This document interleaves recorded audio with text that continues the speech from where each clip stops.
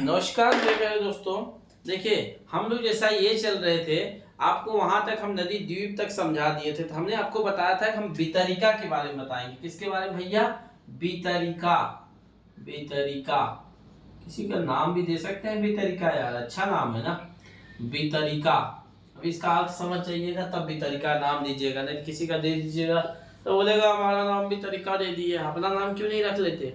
तो वितरिका देखिए क्या होता है, जब नदियां मुहाने मुहाने मतलब समाप्ति की तरफ बढ़ती हैं, जब उनका वेग धीरे धीरे, जब इनकी स्पीड धीरे धीरे कम होती है तो उनका ढाल, जिसे देखिए नदियां जब मुहाने पे पहुंचती हैं, जहां पे गिरने वाली रहती हैं, मुहाना उन्हीं को बोला जाता है। जब नदियां मुहाने पे पहुंचती हैं तो उनका ढाल क्या हो जाता है? कम हो जाता है।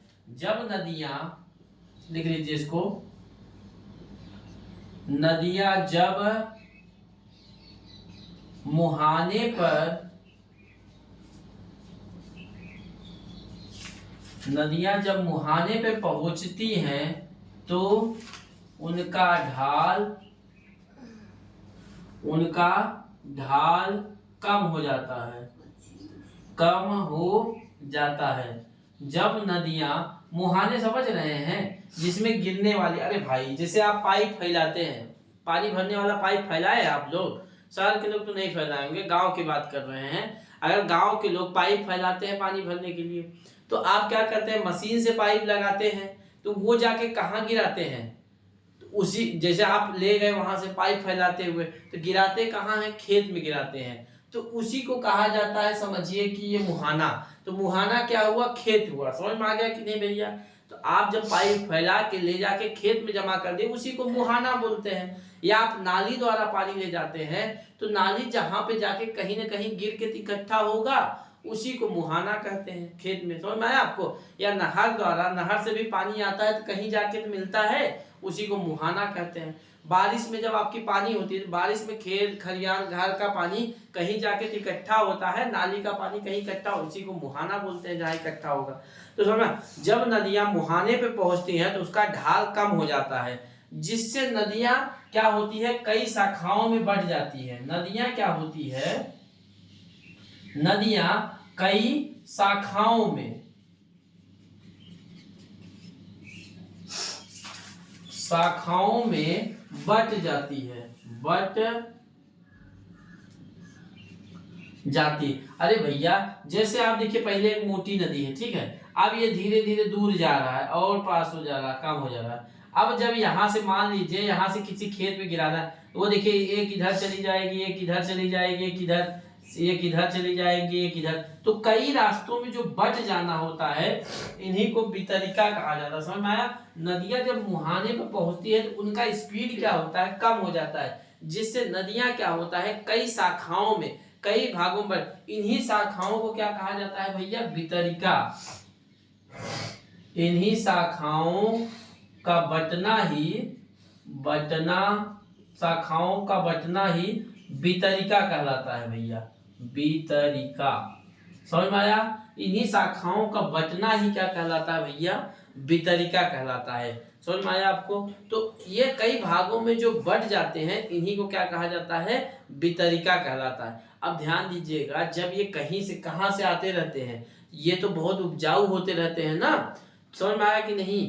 तो ये कई उपजाऊ होते हैं, तो ये कई बार देखिए जब आते रहते हैं ना, जैसे देखिए ये नदी है, यहाँ पे आते रहते हैं, ठीक है,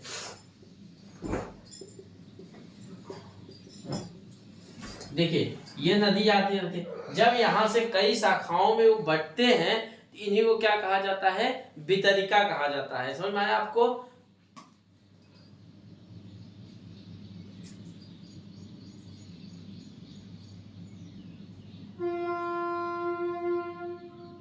समझ में आया भैया? अब ध्यान दीजिएगा, इसी से प्रश्न होता है आपका डेल्टा का निर्माण। समझ में आता है? डेल्टा का, तो ये जब जाते रहते हैं तो कई जगह बढ़ जाते हैं, तो ये डेल्टा क्या होता है उसके बारे में समझिए अभी। देखिए भैया, वितरिका समझ में आया आपको? वितरिका समझ में आया? जब देखिए, अभी वितरिका से ही मैंने इसलिए नहीं मिटाया कि वितरिका से ही डेल्टा का निर्माण होता है। गणित का डेल्टा जो होता है एक ना, उल्टा त्रिभुज जैसे बोला जाता है उसी को डेल्टा बोला जाता है। तो वो कैसे होता है ये हम लोग देखते हैं। समझ में आया भैया? वितरिका, ब से वितरिका, ब से बटना। तो नदियां जब कई भागों में बट जाती है तो उन्हीं को वितरिका कहते हैं। समझ में आया आपको? अब आते हैं हम लोग डेल्टा भैया, मेल्टा, डेल्टा, गामा। अब देखिए डेल्टा क्या होता है, ध्यान दीजिएगा। जब दो वितरिकाओं के बीच गाद या सिल्ट जमा हो जाता है, जब दो, जैसे देखिए ये नदी चल रही है, ठीक है, ये नदी हो गई आपकी, ठीक है,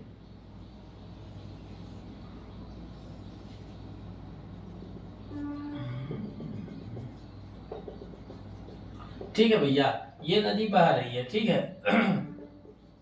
अब इसमें डेल्टा ये बताना चाह रहे हैं, जब दो वितरिकाओं के बीच गाद या सिल्ट या मतलब जो कचरा जमा हो जाता है वह त्रिभुज की समान आकृति बना लेता है, जिसे क्या कहा जाता है, डेल्टा कहा जाता है। समझ में आया? ये बहुत, अब जैसे देखिए दो वितरिकाओं के बीच में जब एक गाद आकृति जमा हो जाती है तो वो इस आकृति का बना लेती है बीच रास्ते में, ये हर जगह ऐसा पे ऐसे। समझ में आया कि नहीं? ऐसा।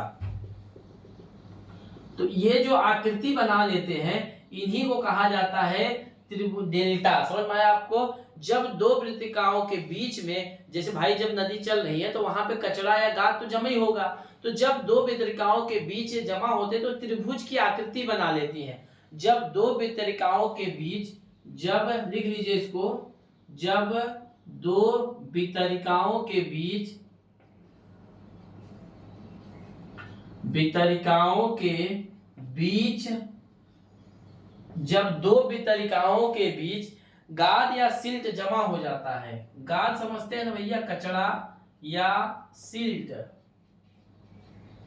सिल्ट जमा हो जाता है, जमा हो जाता है तो वह त्रिभुज के समान दिखने लगता है, वह त्रिभुज के समान दिखने लगता है। किसके समान?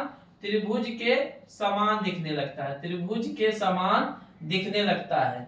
अगर त्रिभुज के समान दिखने लगता है तो उसी को कहा जाता है जिसे डेल्टा कहते हैं। अब ये बताइए भैया, ये जब जाएगा गाद कचरे, कहीं से लेके आते हैं ना, तो कहीं से लेके आएंगे तो भैया ये तो उपजाऊ तो बहुत होंगे, क्योंकि भाई इधर से कचरा लेंगे, तो इसे कहा जाता है ये बहुत ही उपजाऊ होते हैं। ये क्या होते हैं? जिसे डेल्टा कहते हैं, लिख लीजिएगा, जिसे डेल्टा कहते हैं, डेल्टा कहते हैं। समझ में आया आपको? जब दो वितरिकाओं के बीच गाद या सिल्ट जमा, अपने मन से देखिए ऐसे, जब दो वितरिकाएं चल रही हैं उनके बीच में गाद या सिल्ट जमा हो जाते हैं तो डेल्टा की आकृति, त्रिभुज की आकृति ले लेती है, उन्हीं को हम लोग डेल्टा कहते हैं। अब ये बताइए, ये इतने दूर से आ रहे हैं गाद या कचरा लेके, ये क्या होंगे? बहुत उपजाऊ होंगे। उपजाऊ तो होंगे ना भैया, क्योंकि इसमें भाई, इसमें क्या होता है, इसमें जब जितने गाद कचरा ले आके एक जगह जमा करते हैं तो वो तो ऑटोमेटिक बहुत उपजाऊ होंगे।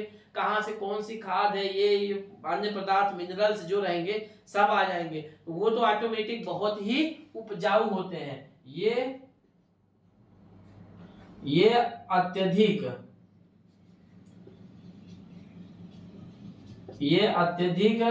उपजाऊ होते हैं। उपजाऊ तो होंगे भैया, उपजाऊ होते हैं। ये अत्यधिक क्या होते हैं भैया? उपजाऊ होते हैं। समझ में आया? अब सबसे बड़ा जो डेल्टा है गंगा और ब्रह्मपुत्र का डेल्टा है, जिसे सुंदरवन डेल्टा कहते हैं। इसको भी नोट कर लीजिएगा। सबसे बड़ा जो डेल्टा है गंगा और ब्रह्मपुत्र की डेल्टा है, गंगा और ब्रह्मपुत्र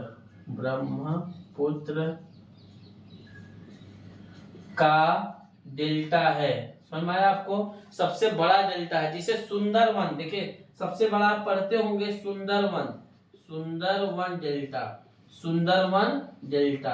अब समझ में आया डेल्टा का निर्माण कैसे होता है भैया? समझ में? सुंदरवन डेल्टा जो होता है यह सबसे बड़ा होता है। समझ में आया आपको? सुंदरवन डेल्टा जो होता है सबसे बड़ा होता है। समझ में आया? जब दो वितरिकाओं के बीच गाद या सिल्ट जमा हो जाता है तो वह त्रिभुज की आकृति ले लेता है। उन्हीं को क्या कहा जाता है, डेल्टा। समझ में आया आपको? ये बताइए अत्यधिक उपजाऊ होंगे कि नहीं होंगे? उपजाऊ होंगे। अब ये उपजाऊ जो रहेंगे भैया, उपजाऊ रहेंगे। अब जब इनके मतलब उपजाऊ रहते हैं डेल्टा, समझ में आया आपको? ये अत्यधिक उपजाऊ रहेंगे। समझ में आया आपको?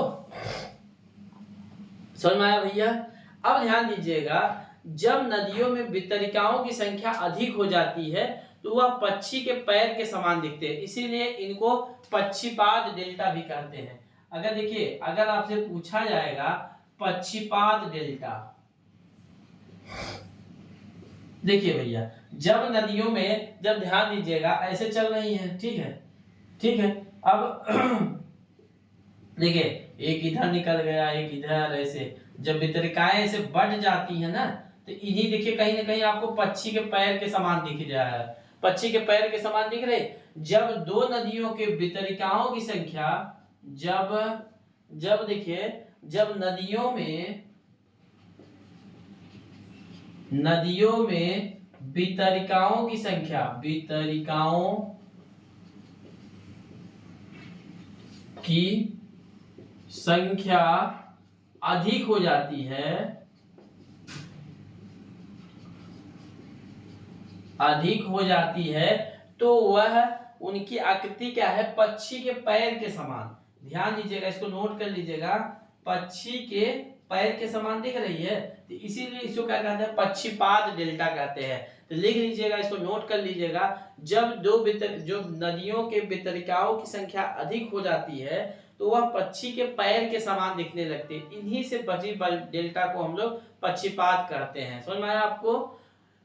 सबसे मतलब ये मिसिसिपी नदी जो है पक्षीपाद डेल्टा बनाती है, मिसिसिपी नदी, लिख लीजिए इसको, मिसिसिपी नदी है, मिसिसिपी है ना भैया, हाँ, मिसिसिपी नदी है। मिसिसिपी जो नदी है यह सबसे बड़ा पक्षीपाद डेल्टा बनाती है। समझ में आया? मिसिसिपी नदी जो है पक्षीपाद डेल्टा बनाती है, पक्षीपाद डेल्टा बनाती है। समझ में आया आपको? मिसिसिपी नदी, समझ में आया आपको? ये पक्षीपाद डेल्टा बनाती है। समझ में आया आपको? यह डेल्टा सबसे चौड़ा है। समझ में आया आपको? अब एक इसी में ध्यान दीजिएगा, ज्वार नद या एस्चुरी क्या होती है, इसको समझिए, इसके बाद ये वाला चैप्टर जो है आपका खत्म हो जाएगा। देखिए भैया, अब ज्वार नद या एस्चुरी क्या होता है इसके बारे में हम लोग समझते हैं। जब देखिए, जब नदियां चलती हैं, ध्यान दीजिएगा, जब नदियां, मान लीजिए किसी मुहाने पर पर्वत खड़ा, मान लीजिए यहां से नदी चल रही है, ठीक है, देखिए यहां से जब आपकी नदियां चलती हैं, ठीक है, यहां से जब नदियां चलेंगी तो मान लीजिए इसके मुहाने पर दोनों तरफ पर्वत खड़े हों, क्या है भैया, पर्वत, यहां भी पर्वत खड़े हो, ठीक है, दोनों मुहाने की तरफ जो है अगर पर्वत खड़े रहे तो नदियां क्या होती है, यहीं पे सिल्ट जमा कर देती है। अब वितरिका बना के निकल भी नहीं पाती, यहाँ जमा होगी, अब ये भी नहीं, पतला रास्ता भी बना के नहीं निकल पाती हैं। समझ में आया? क्योंकि दोनों किनारे पर, अतः यह सिल्ट सागर में गिरा देती। जब यहाँ से नदियां चल रही है भैया, देखिए अब यहाँ से ये पर्वत है, यहाँ रोक नहीं पाती है, तो ये जो सिल्ट उल्ट जमा रहता है, ये ऐसा भी नहीं नदी वितरिका बना के, ये जो गिरती हैं नदियां, जो सागर में चली जाके गिर जाती हैं, इन्हीं को कहा जाता है भैया एस्चुरी। समझ में आया? ज्वार नद। समझ में आया आपको कि नहीं? जब किसी नदियों के मुहाने पर पर्वत खड़ा हो, जब किसी नदियों के मुहाने पर पर्वत खड़ा, तो नदियां अपने सिल्ट को किनारे में वितरिका बना के नहीं निकल पाती हैं, वितरिका बना, क्योंकि दोनों किनारों पर पर्वत खड़ा, अतः यह सिल्ट को क्या करती है, वह सागर में गिरा देती है, इन्हीं को क्या कहा जाता है, एस्चुरी कहा जाता है। समझ में आया? तो इसमें ध्यान दीजिएगा, जब पर्वत खड़े रहेंगे, चाहे आपका डेल्टा भी बना रहे, तो डेल्टा भी अगर पर्वत, डेल्टा भी इसी में गिर गया तो उसी को कहा जाता है एस्चुरी। समझ में आया आपको? एस्चुरी कहा जाता है। समझ में आया आपको? तो एस्चुरी बनने में सागर तट क्या होता है, बड़ा हो जाता है। जैसे जो तट होता है, जैसे भाई रेत बालू जब जाके सब सागर में गिरेगा तो उसका जो तट होता है वो तो बड़ा होगा। समझ में आया आपको? सबसे बड़ा एस्चुरी अगर पूछा जाएगा तो गोदावरी नदी का है। सबसे बड़ा एस्चुरी, सबसे बड़ा एस्चुरी किस नदी का है भैया? गोदावरी नदी का है, गोदावरी नदी का है, ये नोट कर लीजिएगा। सबसे बड़ा एस्चुरी किसका है? गोदावरी नदी का है। समझ में आया आपको? ध्यान दीजिएगा, जब नदी किसी एक छोर पर पर्वत खड़ा हो तो वह जिस ओर पर्वत होता है उस ओर एस्चुरी बनाती है, और जिस ओर पर्वत नहीं है उस ओर डेल्टा बनाएगी। भाई मान लीजिए नदी है, अब एक तरफ पर्वत है तो वो एस्चुरी बना के यहाँ पे तट को गिरा देगी, समझ में? एस्चुरी। और जिस तरफ पर्वत नहीं है उस तरफ क्या बनाएगी भैया? डेल्टा बनाती है। समझ में आया आपको? तो ये चीजें नोट कर लीजिएगा। अब हम लोग आगे जो चलेंगे भूमिगत द्वारा निर्मित स्थलाकृत पे चलेंगे। ठीक है, आज के लिए इतना ही। जय हिंद, जय भारत।